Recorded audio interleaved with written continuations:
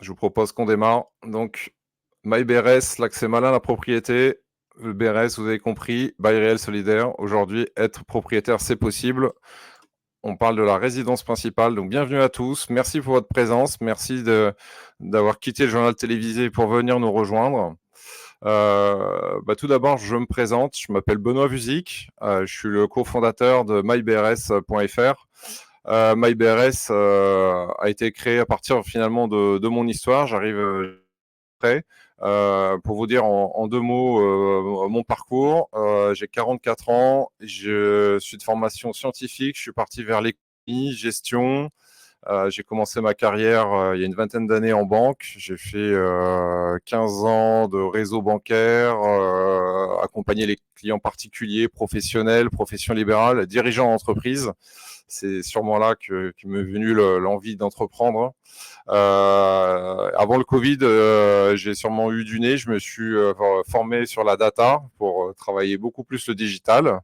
Donc j'ai passé 5 ans sur les thématiques de data au sein du Crédit du Nord, puis de la Société Générale.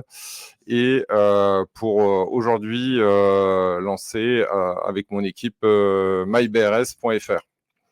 Donc, comme je vous le disais, si vous avez des questions, n'hésitez pas, des remarques. Le commentaire sur votre droite, c'est pour vous. Donc, n'hésitez pas, on traitera, si vous voulez, des points en direct. Vous aurez aussi un temps de questions à la fin de ce live. Alors, comme je vous le disais au préalable, la création, il y a finalement le lancement de MyBRS, c'est venu à partir de ma propre histoire. Pourquoi il y a 2 ans, j'ai été, on va dire, contraint de revendre ma résidence principale, comme parfois beaucoup d'entre nous, pour différentes raisons et pas forcément on va dire, de manière volontaire. À ce moment-là, j'ai essayé de racheter. Parce que moi, être propriétaire de ma résidence principale, j'estime que patrimonialement, c'est important. Ça me permet d'avoir mon propre toit, d'être protégé. Sauf qu'à ce moment-là, j'arrivais pas à acheter, en tout cas à acheter ce que j'avais besoin, et j'avais aussi du mal à me financer, puisque on était en phase de remontée de taux et l'accès au crédit commençait un petit peu à se durcir. Donc finalement, j'ai dû me résoudre à repasser locataire en me disant bon, pendant quelques temps, je vais repasser locataire. Je vais remettre un peu d'argent de côté, je vais remettre tout bien à plat, faire un beau dossier bien propre, faire des recherches tranquillement et puis repasser à l'action. Parce que être propriétaire, c'est ne pas jeter de l'argent par les fenêtres. En tout cas, c'est ma vision. C'est être protégé, protéger ma famille, protéger déjà aujourd'hui dans le quotidien. Si demain il m'arrive quelque chose au niveau successoral, ça permet de se reconstituer aussi un patrimoine. Donc, entre rester locataire et être propriétaire, il n'y avait pas trop à hésiter. La seule problématique, c'est lorsqu'on est dans des zones tendues, on se retrouve avec un marché qui est particulièrement inaccessible en termes de prix. Et donc, il y a un dispositif qui existe depuis près de 10 ans maintenant, qui s'appelle le bail réel solidaire. C'est un dispositif qui est majoritairement méconnu par la population française et qui a subi, on va dire, une modification assez importante, assez sensible au 1er janvier 2024. C'est-à-dire que les barèmes pour être éligibles ont été sensiblement relevés. Ce qui veut dire que ce dispositif qui, à la base, était destiné à la classe et vraiment des modestes, personnes modestes, s'est ouvert sensiblement à la classe moyenne. Et en réalité, depuis le 1er janvier 2024, on a plus de 90% des foyers français qui sont éligibles à ce dispositif. Donc, j'ai bien dit plus de 90% des foyers français. Mais près de 86% des Français n'ont jamais entendu parler du bail réel solidaire. Donc il y a un vrai sujet là-dessus. C'est pour ça qu'on s'est dit on va avancer sur cette thématique. On a des choses à faire. Il faut que les gens connaissent ce dispositif. Et en quoi ça consiste, le bail réel solidaire? En fait, c'est un dispositif qui est, on va dire, un peu à mi-chemin entre la propriété et la location, mais finalement plus près de la propriété que de la location quand même. C'est une technique de dissociation économique du bâti et du foncier. En gros, par exemple, pour un appartement, vous achetez votre appartement, vous achetez les murs, vous êtes propriétaire des murs, mais vous êtes locataire du terrain. Et vous allez dire, quand vous êtes propriétaire d'un appartement et que vous êtes propriétaire du terrain, dans le quotidien, vous voyez pas trop la différence. En réalité, c'est une dissociation économique, c'est-à-dire au lieu d'acheter la totalité, vous allez acheter moins cher, parce que vous allez acheter que effectivement les murs de votre appartement, et vous allez louer, avoir une redevance pour la partie du terrain. Et vous allez avoir un effet financier qui est assez considérable. On va le voir ensuite avec quelques exemples. Alors, ce dispositif, il est possible grâce à un organisme qui s'appelle un organisme foncier solidaire. Il y en a plus de 140 en France, qui sont des organismes à but non lucratif qui ont pour destination de faciliter l'accès à la propriété pour les populations qui n'y arrivent pas dans le marché libre aujourd'hui. Il y en a de plus en plus qui n'y arrivent pas. Et c'est pour ça que cette notion de bail arrive, puisqu'en réalité, quand vous achetez, qu'un particulier achète un bien immobilier en bail réel solidaire, il signe un bail avec l'organisme foncier solidaire, généralement de 80 ans, et c'est un bail avec qui est rechargeable. En réalité, ce n'est pas au bout de 80 ans, le bail disparaît, est terminé, vous devez être dehors. Non, il y a toujours une protection. Au cas où vous seriez encore vous-même dans le logement, il est rechargeable, et il est surtout rechargeable à chaque fois qu'il change de propriétaire. Le nouveau acquéreur, le nouvel occupant, repart aussi également sur un bail de 80 ans. Alors attention, dans tout ce que je vais vous dire dans cette présentation, il y a, on va dire, la norme, ce qu'on retrouve assez souvent, et en France, on trouve aussi pas mal de particularités un petit peu régionales. Donc, on va dire, aujourd'hui, moi, je donne les grands axes. Ensuite, parfois, il faut aller creuser un peu plus dans le détail pour s'assurer et vérifier certains points. Mais la norme, aujourd'hui, la plupart, c'est 80 ans en termes de bail. Alors, j'ai déjà un petit peu avancé sur le principe du fonctionnement. L'organisme en fait foncier solidaire va s'occuper de l'acquisition du terrain. Il achète un terrain, n'importe quel type de terrain. Il peut déjà avoir une construction dessus. Il y a besoin de raser, il n'y a pas besoin de raser. Enfin voilà, peu importe. En tout cas, il achète le terrain. Il fait appel à un promoteur pour faire le vrai métier du promoteur, c'est-à-dire construire des logements. Il reste toujours propriétaire des terrains. Et ensuite, le promoteur va commercialiser ses biens à des ménages éligibles qui ont le droit d'accéder au bail réel solidaire, et les ménages donc vont devenir locataires, vont signer ce fameux bail avec l'organisme foncier solidaire. Donc en contrepartie, il va y avoir une redevance qui va être payée tous les mois. On va voir ensuite pour vous donner un ordre de grandeur. Et le ménage, il dispose de son logement, ça doit être sa résidence principale. Généralement, il n'est pas autorisé à le louer. Il y a eu des petites modifications cet été, mais on va rester dans les grands principes. C'est avant tout pour la résidence principale, c'est pas pour faire du Airbnb derrière, par exemple. Et surtout, c'est que le ménage décide à quel moment lui a envie de céder son bien. C'est-à-dire que contrairement à une location, quand vous louez, généralement, prenez une location en bail vide, vous signez pour 3 ans. Si au bout de 3 ans, vous avez votre propriétaire qui souhaite récupérer le bien, il mettra fin à votre bail, même si vous avez envie de rester. Dans le bail réel solidaire, c'est là où vous êtes plus propriétaire que locataire. C'est vous qui allez choisir et qui allez complètement maîtriser le délai et la jouissance, on va dire, du bien. Alors, peut-être qu'il faut que j'insiste sur ce que ça veut dire être propriétaire du mur, des bâtis, et locataire du terrain. Parce qu'effectivement, je parlais de dissociation économique, c'est une sorte de dissociation. Donc, quand on dit propriétaire du bâti, c'est voilà, c'est votre appartement, c'est votre maison, voilà, c'est les murs, ça vous appartient, et c'est effectivement le terrain juridiquement reste la propriété de l'organisme foncier solidaire. Alors, les avantages de ce dispositif, on a déjà commencé un petit peu à l'évoquer. Le premier avantage qui est assez sensible, c'est la décote du prix. C'est-à-dire que sur un bien qui vaut 100, quand vous achetez en bail réel solidaire, vous pouvez avoir des décotes qui vont entre 20 jusqu'à 50% du prix, donc moins cher que le prix du marché libre. Alors, la fourchette est assez large. on se rend compte qu'en fait, c'est surtout dans les zones tendues où finalement ce dispositif est le plus efficace, ou dans les régions parisiennes, je pense à la région lyonnaise, la région PACA, et dans les zones côtières par exemple, où on a un prix au mètre carré local qui est assez élevé, ce dispositif est particulièrement efficace. Et là, on passe assez souvent les 40% de baisse de prix par rapport au marché libre local. Donc pareil, on va voir quelques exemples chiffrés qui, vous allez voir, sont assez parlants. La plupart des dispositifs avec les OFS intègrent ce qu'on appelle une garantie de revente. Alors, la garantie de revente, je la nuance, mais assez souvent, en réalité, quand vous aurez décidé de vendre votre bien, si vous n'arrivez pas à trouver un acquéreur dans les 12 mois, c'est l'organisme foncier solidaire qui va racheter votre bien, qui est tenu de racheter votre bien, dont le prix a été déterminé contractuellement au moment où vous avez signé le bail. En fait, c'est dans le bail, et il vous dit sur la manière dont on va calculer la valeur du bien.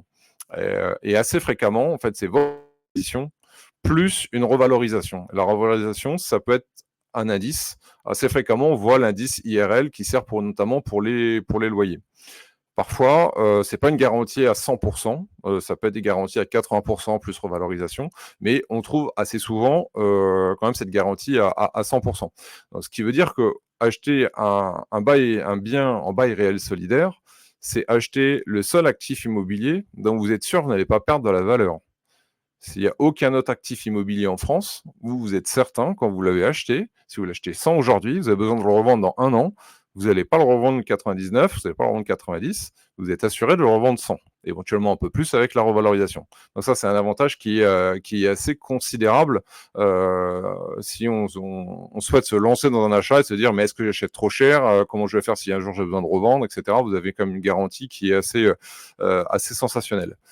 Et un troisième avantage, alors pareil, je vais le nuancer également, puisque on peut parfois avoir des spécificités locales, mais vous avez en fait un abattement sur votre taxe foncière. C'est-à-dire que vous avez minimum un abattement de 30%, vous allez payer une remise à vie de 30% sur votre taxe foncière. Ça peut aller jusqu'à 100%, et ça progresse, ça avance par tranche de 10%. Alors, il y a certaines régions où ça ne s'applique pas, mais la plupart du temps, on peut partir sur ce minimum de 30%, parfois un peu plus. Il peut y avoir quelques inconvénients, il y en a. Alors, les premiers inconvénients, c'est ce qu'on appelle le fameux prix de revente plafonné. Les biens en bail réel solidaire n'ont pas vocation à faire je pourrais dire des culbutes financières et des super plus-values. C'est pas le but. Le but, c'est apporter un logement, porter un toit, amortir un crédit immobilier qui fera de la trésorerie quand finalement on va revendre son bien, valoriser son bien tout simplement, mais pas forcément faire des plus-values exceptionnelles. Mais comme on a vu précédemment, c'est que surtout vous avez une protection sur votre capital, et ça, je pense que c'est peut-être même plus important que la recherche de plus-value. Lorsqu'on finalement on cherche à acheter sa résidence principale, on cherche surtout un toit plutôt que de faire de la spéculation immobilière. La transmission, elle est possible. Elle est par contre contrainte.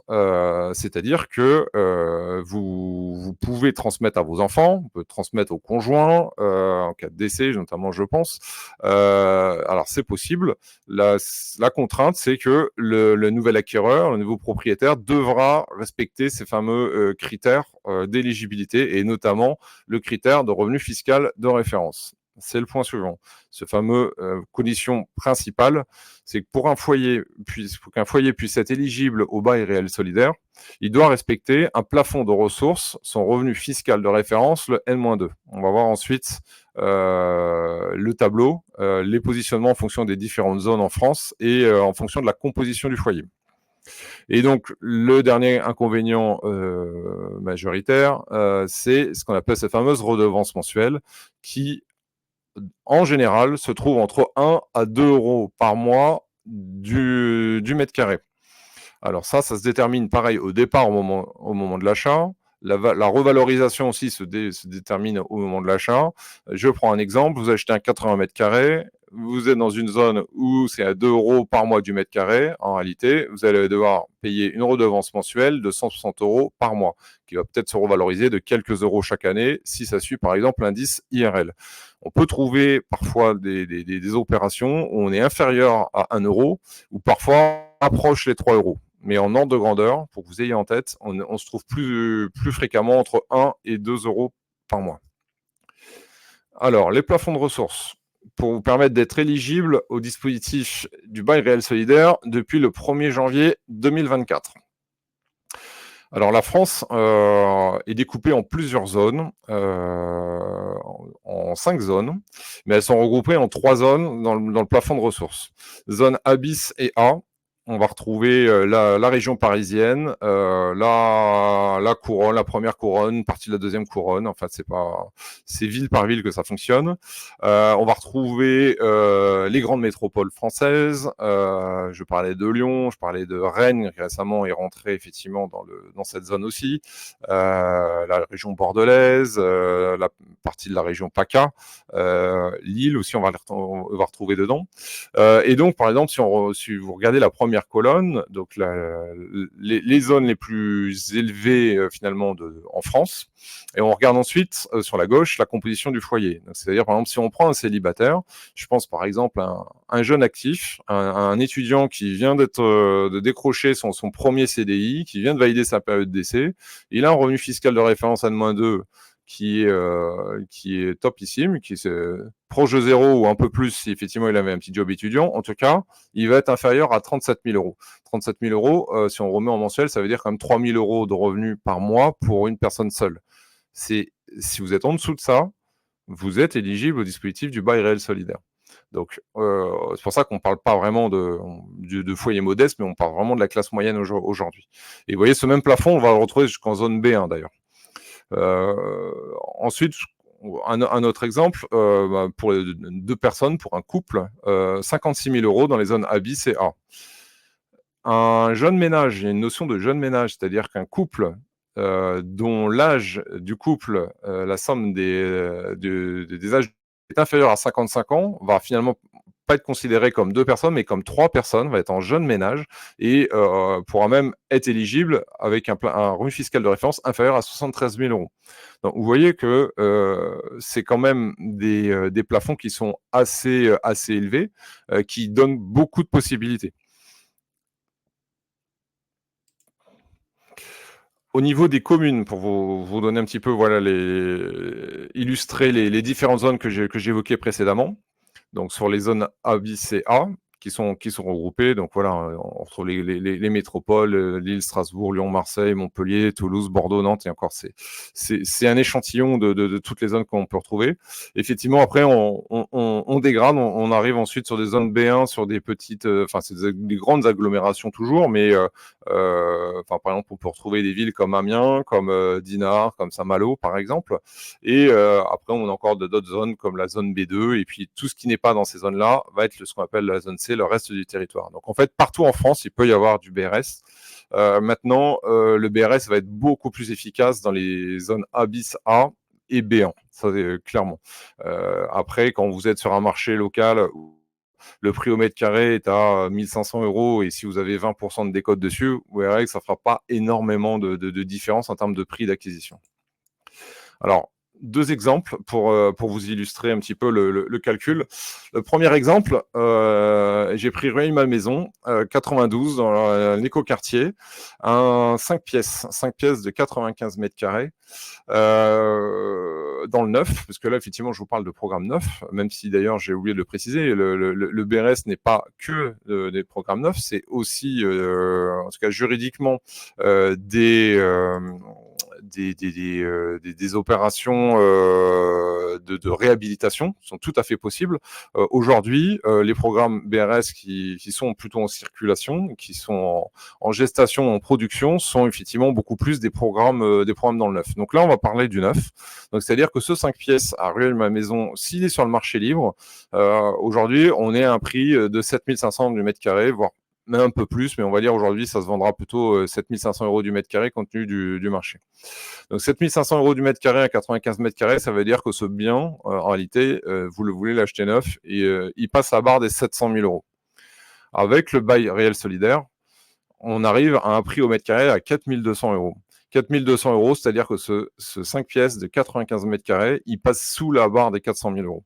C'est-à-dire que c'est 300 000 € de différence de prix qui n'a pas besoin de sortir. Ça représente une décote de 44%. Vous voyez, ça illustre, je vous disais, la puissance de ce dispositif.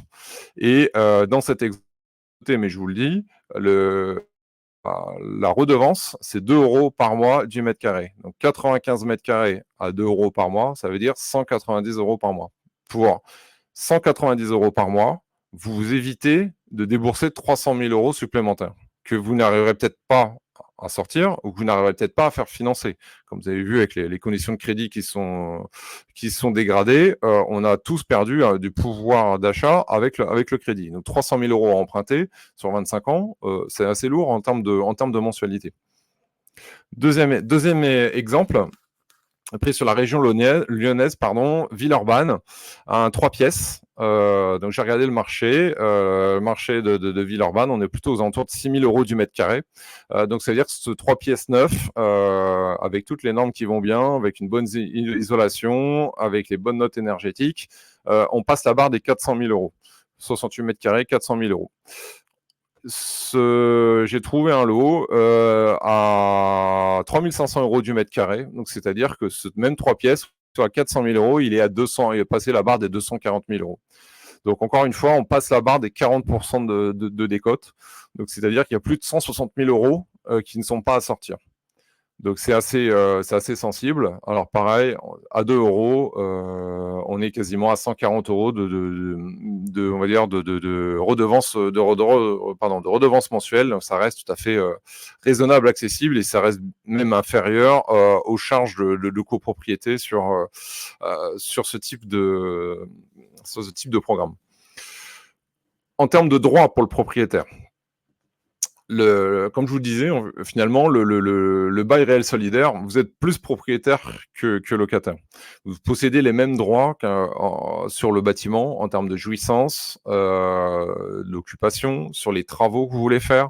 Du moment que vous ne voulez pas casser les murs porteurs, etc., ou sur lequel l'organisme foncier solidaire peut avoir un droit de regard, mais vous faites ce que vous voulez en cloisonnement, vous voulez enlever votre baignoire pour mettre une douche, vous voulez peindre les murs n'importe quelle couleur, vous faites ce que vous voulez, vous êtes chez vous, vous faites ce que vous voulez. Tant que vous payez votre redevance, vous mettez absolument pas en risque juridique dans votre bien, donc vous êtes pleinement chez vous. Vous avez le droit de vendre le bien, c'est vous qui déciderez à quel moment vous allez vendre le bien, c'est pas l'OFS qui peut vous forcer à vendre le bien, sauf les cas où si effectivement vous ne payez plus votre redevance depuis un petit moment, ça va devenir un problème, mais si vous pouvez plus la payer, c'est que peut-être financièrement il est temps de vendre ce bien pour partir sur autre chose. Donc, de toute façon, vous gardez quand même le contrôle pour la vente de ce bien.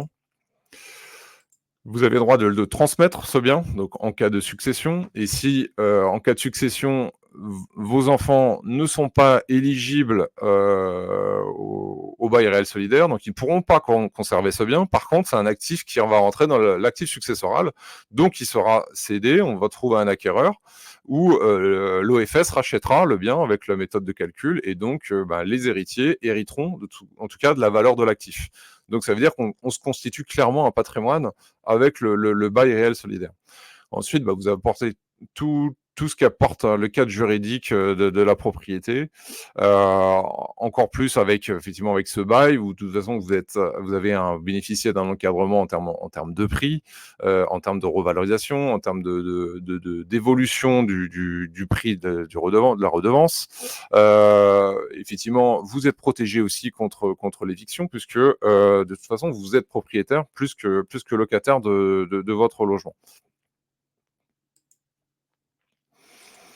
Alors ensuite, si vous envisagez d'acheter un bien en BRS ou éventuellement de vendre un bien en BRS, parce que il se peut et même il me semble qu'il y a certains propriétaires en BRS qui se trouvent parmi nous ce soir.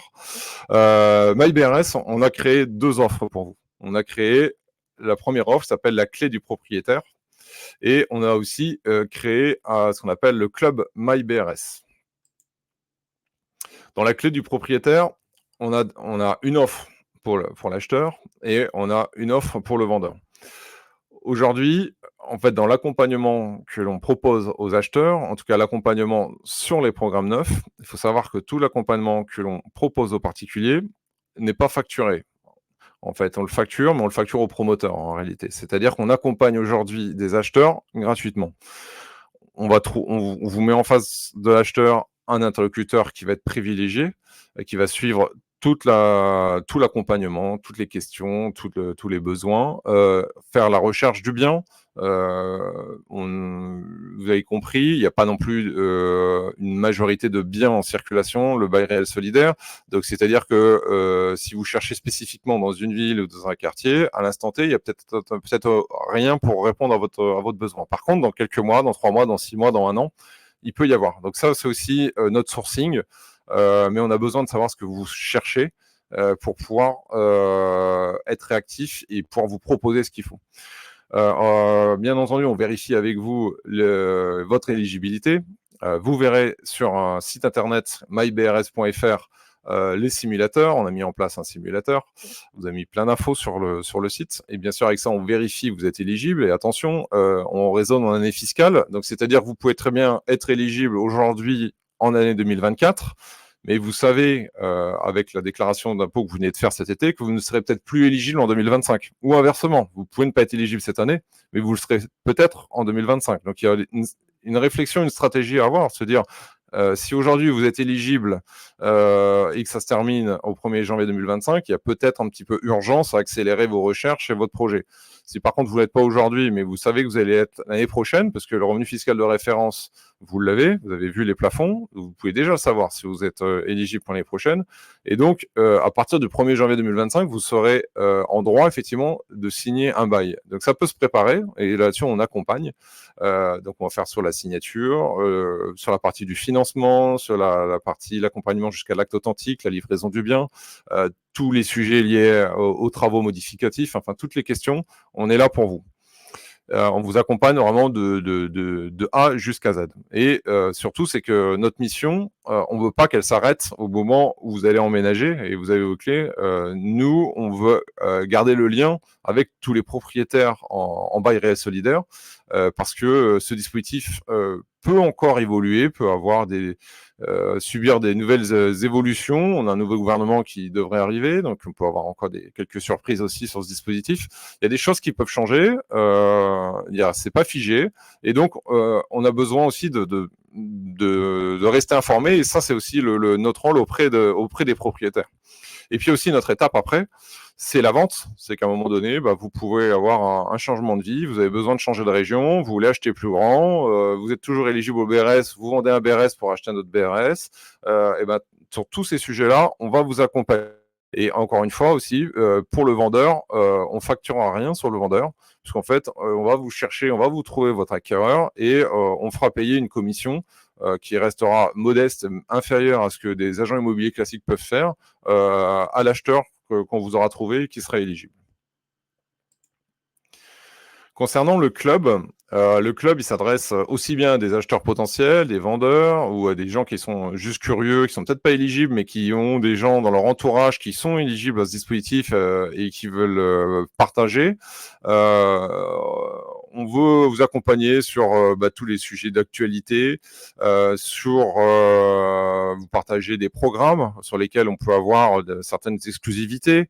On peut vous anticiper aussi certains programmes, c'est-à-dire qu'on a certaines informations, on sait que dans 3 mois, 6 mois, 1 an, il y a un programme qui va se lancer dans une ville bien particulière. On a tout un sourcing à ce niveau-là, donc plus on vous connaît, plus vous nous suivez, plus vous nous donnez d'informations et mieux on peut préparer votre opération. Tous les mois, on va sortir des dossiers thématiques sur le logement, pas uniquement sur le BRS, sur tous les sujets qui touchent le logement, le financement, les reventes, la gestion du bien, la copropriété. On a plein de choses en préparation, on a plein de choses avec des partenaires aussi.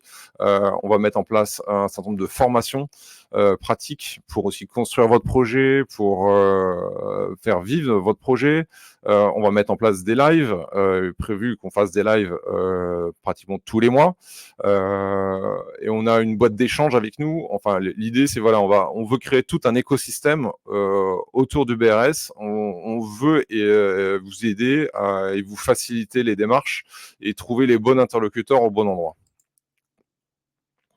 Voilà. Alors, j'ai pas trop regardé les commentaires et les questions. On va se reprendre un petit temps pour regarder tout ça. N'hésitez pas, partager. Alors, je jette un petit coup d'œil. Ouais, tout à fait. Je vois François qui dit c'est puissant, on gagne en pouvoir d'achat avec les dispositifs, mais clairement. Même quelqu'un qui pourrait être acheté dans l'accession libre pourrait tout à fait aussi, s'il est éligible, se dire j'achète plutôt un BRS et puis je garde du cash pour développer des projets. Et puis, comme je connais bien François, on peut dire pour exemple des projets entrepreneuriales, par exemple. Donc, mais clairement. Aussi, voilà, je vois le petit bandeau qui passe. Le site officiel, il est mis en ligne sur l'adresse MyBRS. Vous l'avez peut-être trouvé en avant-première, mais il est sorti cette nuit. Donc mybrs.fr, le site officiel, il est disponible, il est complet, il y a plein de choses et il évoluera encore. Vous pouvez aller voir dessus. Vous pouvez déjà, avec le QR code, si vous voulez, vous pouvez le scanner. On a développé une application. Aujourd'hui, je pense qu'en France, on est les seuls sur le BRS à avoir développé une application. Ça reprend les articles de blog aujourd'hui. Ça intègre les programmes sur lesquels on va être partenaire. Ça a un certain nombre d'informations utiles et vous allez pouvoir aussi créer votre compte. Aujourd'hui, la création d'un compte qui est gratuit, qui permet en tout cas de pouvoir rentrer dans le club MyBRS, se fait uniquement sur l'application. On n'a pas encore sur la partie du site. Ça, c'est les étapes suivantes. Alors, je reviens sur les questions, les interactions que j'ai pu avoir. Tac. Voilà, Sarah disait effectivement les salaires sont hauts, c'est top. Alors, je vais diffuser la question de Sarah qui dit au final, cela veut dire que le prix du loyer peut être quasiment équivalent à la mensualité du prêt pour une même surface en fait. Alors là, je n'ai pas le slide pour vous montrer parce qu'il faut en garder pour les lives suivants. Mais en réalité, quand vous allez acheter moins cher que le prix du marché, souvent votre mensualité de prêt additionnée avec votre redevance, ça vous revient moins cher que le prix du marché de votre location. C'est-à-dire qu'en réalité, devenir propriétaire en bail réel solidaire ne fera pas augmenter votre budget mensuel de logement. Voilà. Donc après, il faut regarder cas par cas, il faut regarder dans les régions, etc. Mais en tout cas, la plupart du temps, ça va pas vous faire exploser votre budget, bien au contraire. Alors, on peut se mettre sur une liste d'attente. Alors oui. Alors, liste d'attente, nous, on gère la liste d'attente. En tout cas, faut nous contacter. On a plein d'adresses. Et vous avez l'adresse contact @mybrs.fr. Vous avez le chat sur lequel effectivement nous on est derrière aussi. Enfin, il faut se contacter. On échange, on se cale une visio, on voit où vous en êtes aussi dans la maturité de votre projet. On répond à vos différentes questions. Et puis, on se met à la recherche de ce que vous souhaitez. On définit votre budget, vos besoins. Enfin voilà. En tout cas, on vous aide déjà à cadrer. Et puis après, on vous aide à avancer. Alors, très bonne question. Une fois que l'achat en BRS est effectué, est-ce que le revenu fiscal du propriétaire est demandé à l'OFS ou non? Alors, c'est une excellente question et c'est là où il y a aussi toute une stratégie. C'est qu'en fait, votre revenu fiscal de référence, on vous le demande uniquement au moment où vous achetez. C'est-à-dire, il faut être éligible au moment de votre achat. Si demain vous triplez votre revenu fiscal de référence, que je vous souhaite, vous pourrez tout à fait rester dans votre logement. Vous n'avez pas envie de déménager, vous êtes bien où vous êtes, vous le gardez tant que vous voulez, et tant que vous payez votre redevance.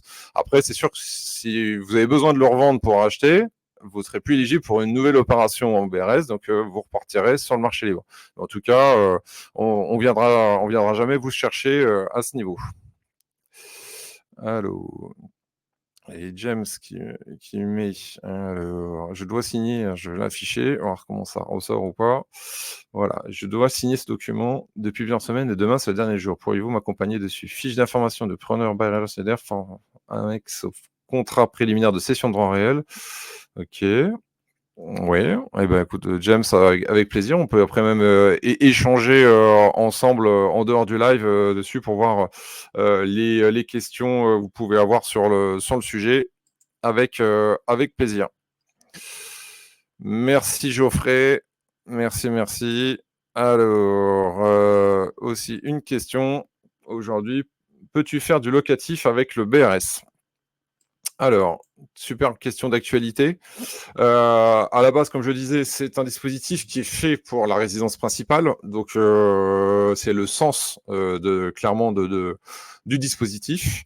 Maintenant, il y a une petite modification qui est arrivée cet été, qui fait aussi l'objet d'un article de blog que je vous encourage à aller regarder. C'est que en réalité, s'il n'est pas clairement stipulé dans votre contrat que vous êtes interdit de louer, vous pouvez mettre en location tout en prenant soin de prévenir l'OFS de la location et de la durée que vous souhaitez louer. Notamment, on pense dans des cas particuliers, je pense à des personnes qui auraient par exemple besoin d'être hospitalisées pendant de longs mois, mais qui ont l'espoir de revenir chez elles. C'est pas dans une optique, on va dire, spéculatif, mais effectivement, de ne pas laisser le logement vide et qu'il puisse générer des revenus, ça peut s'entendre. Donc, il y a une certaine souplesse qui peut exister. Parfois, il y a une très grande rigidité. Ça dépend des contrats. Il faut regarder après au cas par cas. Mais ça fait partie des possibilités. Alors, une question de Karine. Y a-t-il des subventions de l'État pour ce type de projet? Et les mairies ont-elles un quota de logement BRS? Alors, je vais traiter les deux questions séparément. Alors, des subventions de l'État. En réalité, l'État joue déjà un rôle en fait dans le BRS parce qu'en fait, si vous avez en fait un bail très long en face, c'est parce qu'en fait l'OFS qui a acheté le terrain lui-même en fait a contracté un crédit à la Caisse des dépôts de 80 à 100 ans. Voilà. Donc, et effectivement, avec des conditions assez avantageuses. Donc, c'est-à-dire que l'État en fait fait sa part, on va dire, en tout cas une partie de sa part à ce niveau-là. Et il y a une autre partie qui est faite, parce qu'en fait, dans les prix que je vous ai montré sur certains programmes, en fait, quand vous achetez du neuf en BRS, vous avez de la TVA réduite. Au lieu d'être à 20%, vous êtes à 5,5%. Donc, en fait, l'État aussi s'assoit sur une partie de la TVA. Alors après, il n'y a pas forcément de subvention après supplémentaire visible, mais en tout cas, l'État contribue à ce dispositif parce que elle a complètement intérêt à venir apporter des solutions aux problèmes aujourd'hui du logement en France, qui est quand même assez problématique depuis quelques années. Et puis surtout, on a remarqué qu'il y avait un parcours résidentiel qui commençait à se figer, c'est-à-dire que les populations qui sont censées sortir du parc social ou même du parc libre en location pour accéder à la propriété n'y arrivent pas. Ils n'y arrivent plus. Et donc c'est pour ça aussi qu'il y a une accélération qui est en train de se faire sur le BRS et ma conviction profonde, c'est qu'elle va être assez forte dans les années à venir. Ensuite, effectivement, la deuxième question sur la partie des mairies, est-ce qu'elles ont un quota de logement BRS? Alors, elles n'ont pas forcément un quota de logement BRS, mais elles auraient tout intérêt à accélérer sur le BRS. Il y a la loi ANRU qui date de quelques années qui impose aux villes avoir un quota dit de logements sociaux. En fait, il faut savoir que les biens en BRS rentrent dans ce quota. Donc les villes qui ne respectent pas aujourd'hui ce quota, au lieu de se dire je suis obligé de faire du social, très social, avec tout le côté péjoratif qu'elle ressent et qu'elle ne souhaite pas avoir ou qu'elle imagine, peuvent effectivement très bien faire du BRS. et elle fait du BRS, c'est qu'elle fait venir des propriétaires, elle fait venir de la classe moyenne, ou en tout cas où elle conserve de la classe moyenne sur son territoire, parce qu'aussi on voit des villes où la classe moyenne est obligée de s'éloigner parce qu'elle n'arrive pas effectivement à trouver le bien qui lui va bien.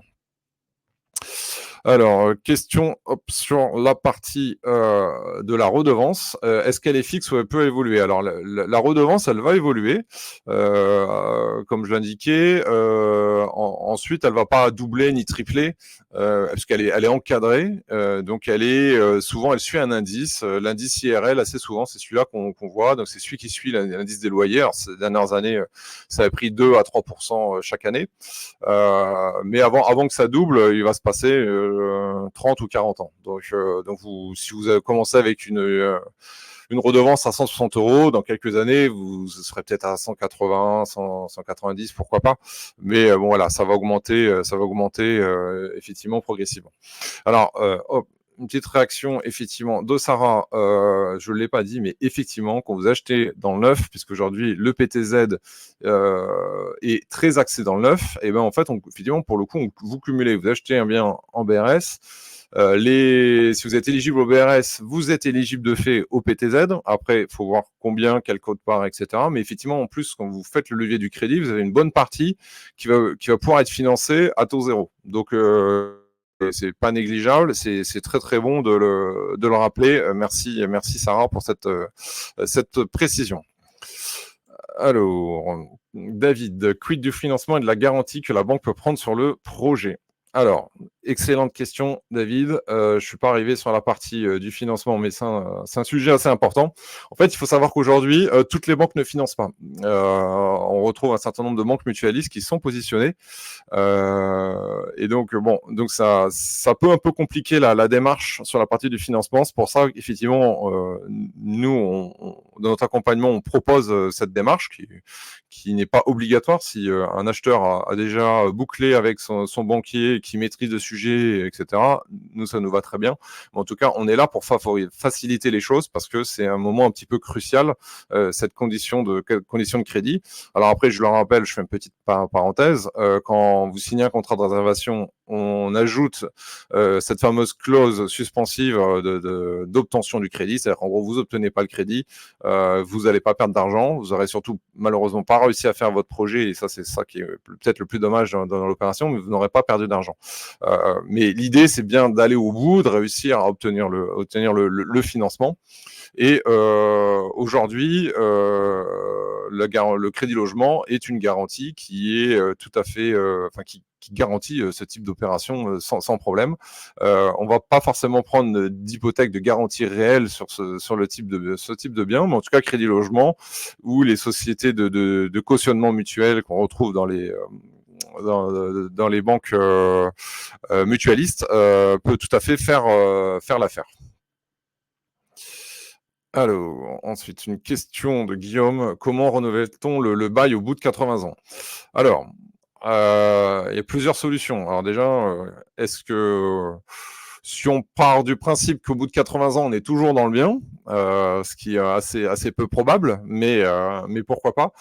Effectivement, là, il y aura un sujet de discussion avec l'OFS pour renouveler le bail et pour le reconduire. Et je pense qu'il n'y a pas de difficulté particulière. Le but, c'est de maintenir les gens s'ils sont bien où ils sont. Il y aura pas de sujet. En réalité, le bail, il va se renouveler, il va se recharger automatiquement dès qu'il va changer de propriétaire. Donc, quelqu'un qui a acheté aujourd'hui, qui l'a pris 10 ans, en fait, il va pas céder son bien avec 70 ans restants, il va bien céder son bien avec un nouveau bail de 80 ans. Bon, 80 ans, généralement, ça laisse le temps de voir venir. En tout cas, merci, je vois beaucoup de merci, ça fait super plaisir. Alors, question de la part de Victor. Sur un programme immobilier, l'ensemble des lots sont-ils tous en BRS? Donc effectivement, c'est une super question. Je ne suis pas rentré dedans. Alors, il n'y a rien qui oblige un promoteur à faire des programmes 100% BRS. Donc aujourd'hui, on voit parfois des petites résidences qui sont 100% BRS, mais vous avez aussi des résidences de taille plus importante qui sont des résidences mixtes, où on peut trouver 30% en BRS, 30% en accession libre et puis 30% de social, par exemple. Donc en fait, c'est un outil qui est assez flexible, qui est assez à la main de ce que souhaite faire l'OFS, de la stratégie aussi de la ville en politique, en termes de politique immobilière. Donc, on trouve un petit peu de tout, mais effectivement, le programme BRS n'a pas forcément ce côté, comme on a pu voir dans certains programmes Pinel en province, qui étaient des programmes 100% investisseurs un peu perdus, et effectivement, c'était un peu compliqué, parce qu'avec 100% de locataires, etc. Là, aujourd'hui, le but du BRS, c'est de venir s'inscrire dans une création aussi de mixité des populations, donc entre des propriétaires d'accession libre, de logement social, logement intermédiaire. Donc, ça s'intègre parfaitement à ce sujet.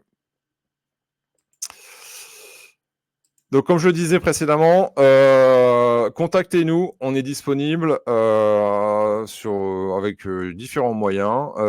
Vous avez un projet d'achat, vous avez un projet de vente, vous avez notre adresse mail générique, vous avez le chat. Après, vous avez aussi nos adresses en direct. Alors, principalement, vous aurez celle de Sarah. Vous faites sarah@mybrs.fr. Vous avez la mienne, benoît@mybrs.fr. On va s'occuper plus spécifiquement de la partie, on va dire, commerciale. Donc, n'hésitez pas, en tout cas, venez nous voir, venez échanger, venez nous évoquer des choses, venez nous dire ce que vous attendez. Ça va venir compléter l'offre que l'on souhaite développer. Donc, au contraire, venez nous parler de nous. En ce moment, vous nous voyez beaucoup sur les réseaux, donc il ne faut pas hésiter à relayer. Autour de vous, vous avez dans votre entourage, sur 10 personnes, vous avez 9 statistiquement qui sont éligibles au bail réel solidaire. Donc, pensez à elles. Si vous-même vous dites c'est pas pour moi le bail réel solidaire parce que je veux de la pleine propriété, pourquoi pas? Si vous pouvez vous la payer, pourquoi pas? Le bail réel solidaire n'est pas la solution à tout, mais en tout cas, c'est une solution qui répond à énormément de personnes. Personnellement, je pense qu'il y en a plusieurs centaines de milliers de personnes aujourd'hui en France qui pourraient bénéficier de ce dispositif et qui ne le savent pas parce qu'ils ne le connaissent pas. Et là-dessus, on va vraiment travailler parce que il faut faire connaître ce dispositif au plus grand nombre. Alors, on fait un petit récap tout rapide aujourd'hui, voilà, des sujets qu'on a traités. Voilà, devenir propriétaire, c'est possible. Faites comme moi, parce qu'effectivement, je suis un propriétaire. Alors, je suis pas encore dans les lieux parce que pour la petite histoire, le logement que je vous ai montré de Ruelle Ma Maison, c'est mon futur logement. Donc voilà, c'est un vrai exemple. C'est pas du fake, mais donc là, ils ont juste fait le terrassement parce que c'est juste en face de mon logement. Aujourd'hui, je suis locataire, donc je vois tous les jours là, ça avance un petit peu. On a vu aujourd'hui c'est quoi le BRS, là, les avantages, les inconvénients. On a vu notre offre, la partie le droit des propriétaires. Pardon, on a d'abord vu tous les droits qui concernent les propriétaires en BRS. On a vu notre offre sur la partie de l'accompagnement. Si vous êtes acheteur, si vous êtes vendeur, si vous voulez passer à l'action maintenant. Et on a vu tout ce qui touche au club, qui, même si vous n'avez pas passé aujourd'hui à l'acte, et peut-être vous ne passerez jamais à l'acte, mais vous pouvez faire partie du club MyBRS. On a fait une session de questions-réponses et on vous a indiqué pour les différents moyens pour pouvoir nous contacter. Donc, je regarde s'il y a encore quelques petites questions à répondre. Sinon, je vous propose de terminer maintenant la présentation. On reste disponible. Comme je vous l'ai dit, on a un replay qui va arriver. Donc, pour tous ceux qui auraient envie de revoir ou de le faire partager à votre entourage, n'hésitez pas. Et on est preneur de vos retours, de vos feedbacks. Donc, n'hésitez pas. Et un grand merci. Merci pour votre présence ce soir. Bonne soirée à tous. Merci. Merci pour les remerciements que je vois passer. Bonne soirée à tous. On termine la session. À très bientôt. Ciao.